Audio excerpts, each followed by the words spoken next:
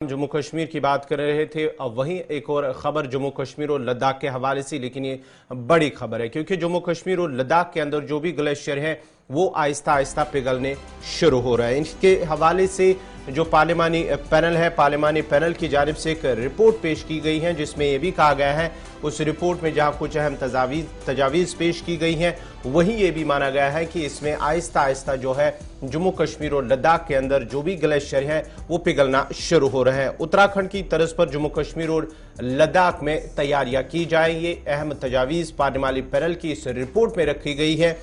और साथ ही साथ माहिरीन की जानिब से कहा गया है कि ये रिपोर्ट जो पेश की गई है यो बरवक्त उसे करार दिया गया है माहिरीन की जानिब से, क्योंकि उनका भी मानना है कि जम्मू कश्मीर और लद्दाख के अंदर जो भी ग्लेशियर है वो धीरे धीरे पिघलने शुरू हो रहे हैं, जिसकी वजह से माहौलियात में जो नुकसान होगा या आम जिंदगियों पर नुकसान होगा वो अनकरीब है। अगर इस पर बरवक्त कार्रवाई ना की गई है, जो भी इकदाम उठाने हैं अगर वो वक्त पर नहीं उठाए गए तो आने वाले वक्त में काफी नुकसान हो सकता है।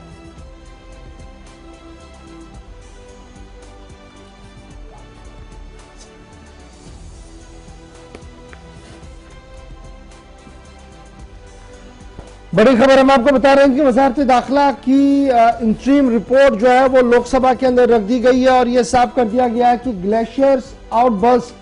यानी अगर ग्लेशियर आउटबर्स्ट होता है, वो फट जाता है, वो पिघल जाता है, वो टूट के निकल आता है, तो उससे सैलाब का खतरा जम्मू कश्मीर और लद्दाख यूनियन टेरिटरी के अंदर बनता हुआ नजर आ रहा है। और इन सब को लेकर लगातार जो वार्निंग्स आज तक आई हैं वो आपके सामने है, लेकिन अब पार्लिमानी स्टैंडिंग कमेटी ने भी इस पूरे मामले पर अपनी तशवीश का इजहार किया है और उनका मानना है कि ट्रेनिंग जो और ड्रिल जो है वो अवामी सतह पर होना चाहिए, यानी मकामी सतह पर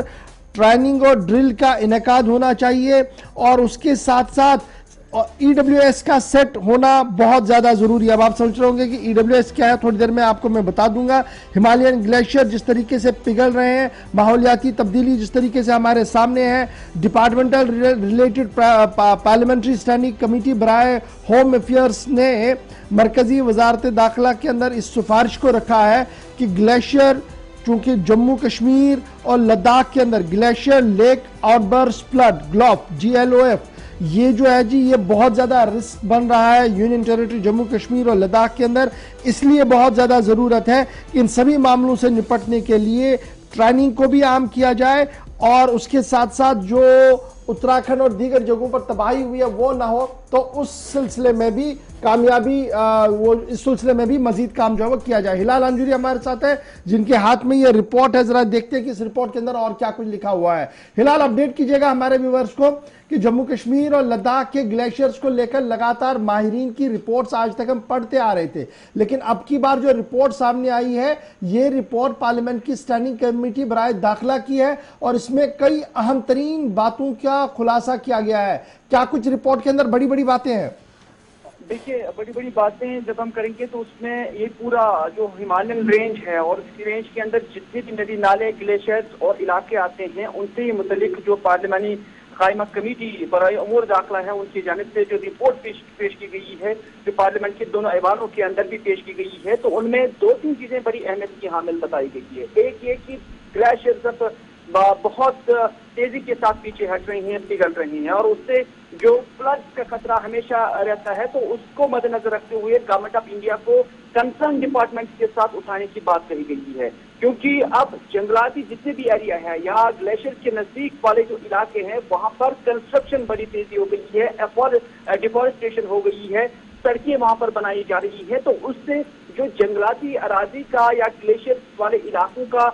जो नेचुरल एक एटमॉस्फेयर था उसमें कहीं ना कहीं मुदाखलत हुई है और उसमें आप पार्लियामानी कमेटी ने इसे कंसर्न डिपार्टमेंट के साथ उठाने की बात कही है। न सिर्फ इतना बल्कि जम्मू कश्मीर के साथ साथ जो लद्दाख के इलाके हैं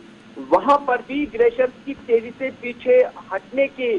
जो मामलात हैं उसको कंसर्न डिपार्टमेंट के साथ उठाया गया है और कहा गया है कि ये आने वाले वक्त में बहुत खतरनाक साबित हो सकता है। और इस हवाले से NDRF को और SDRF को बताया गया है कि वो आज से ही इन चीजों को मद्देनजर रखते हुए ड्रिल्स करे और रिहेबिलिटेशन को लेकर क्या कुछ करना होगा, या इन इलाकों में जो रहने वाले लोग होंगे उनकी अवेयरनेस के लिए क्या कुछ करना होगा, और जितने भी हिफाजती इकदाम होंगे उसमें किस तरह से आपने काम करना होगा, वो आप अमलन अब आ जाइए। और मिसाल दी गई है उत्तराखंड की, और उत्तराखंड के अंदर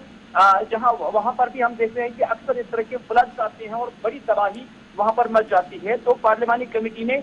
उत्तराखंड की मिसाल देते हुए कहा कि इस सूरत हाल को सैटेलाइट के जरिए मॉनिटर किया जाए, और सैटेलाइट के जरिए मॉनिटर करने के साथ साथ जो कंसर्न डिपार्टमेंट है या दाखिला वजारत है उन्हें वक्त पर इस हवाले से मालूमात फराहम की जाए। यानी अब इसकी सैटेलाइट के जरिए निगरानी करना बहुत जरूरी बताई गई है। बहुत बहुत शुक्रिया हिलाल हमारे साथ ज्वाइन करके तफसीलात फराहम करने के लिए कि क्या कुछ पार्लिमानी स्टैंडिंग कमेटी की रिपोर्ट के अंदर कहा गया है, और ये साफ किया गया है कि माहौलियाती तब्दीली की वजह से अब जम्मू कश्मीर के अंदर भी सूरत हाल जो है वो खराब हो सकती है, और वो ना हो उस हवाले से एहतियाती कदम जो है वो उठाने हों।